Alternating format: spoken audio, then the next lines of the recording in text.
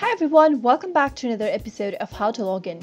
In today's video, I'm going to show you how to log into Discover Bank account. In order to learn how, keep watching the video till the end and don't forget to subscribe to our channel if you've not yet. Press the notification bell icon so that YouTube will notify you whenever we post a new video. Start by opening up a web browser. In the address bar at the top, type in www.discoverbank.com and press enter. You'll end up in the official website of Discover. If you don't have an account yet, you can start by clicking on Open an Account button right here at the top. Follow the instructions and register yourself to a new account. Once you have an account, to log in, you can simply click on this login button at the top right corner, which will bring out an expanded menu. Enter your user ID that is associated with your bank account into the text box. Now, head over to the password field and type in your password. Double check your password by clicking on this eye icon in the right corner. In case you've forgotten your login details, then you can use this link right here at the bottom where it says forgot user ID/password. Click on that button and you will be able to look for your user ID or to reset your password for your Discover Bank account. If you'd like the system to remember your user ID, then click on this box right here that says Remember Me.